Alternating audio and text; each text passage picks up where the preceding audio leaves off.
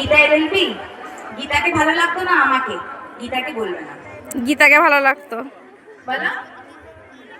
গীতাকে বললাম গলা টিপে তুমি দৌড়ে যাও। আমি তো যেটা বলছিলাম সেটা হচ্ছে এখন নতুন সিরিয়াল দেখছো তো? কোন সিরিয়াল? প্রেম করেছি বেশ করেছি নয়, বেশ করেছি প্রেম করেছি। হ্যাঁ, আমার নতুন সিরিয়াল স্টার্ট হয়ে গেছে। এই সিনেমাও করতো, অনেক সিনেমা করেছে। তো সাথিয়ারা বইটা করেছে কি জিতের সাথে। হ্যাঁ, cinema artist plus serial artist মেঘনা হালদার। দেখো আমি খুব ভালো হয়ে গেছে।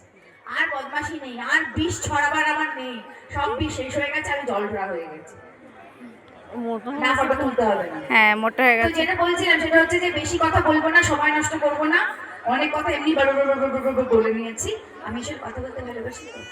তো যেটা বলছি আমাদের গ্রামে অনুষ্ঠানে মেঘনা হালদার এসেছে, সিনেমা আর্টিস্ট সিরিয়াল আর্টিস্ট, এখন সিরিয়াল করে।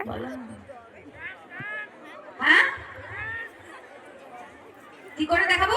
সাপ হয়ে দেখাবো? ঠাকুমা এক্ষুনি ঘুমিয়ে গিয়েছিল, তোমার এতক্ষণ অপেক্ষা করে বসেছিল, এক্ষুনি ঘুমিয়ে যেত, আমি জাগিয়ে রেখেছি।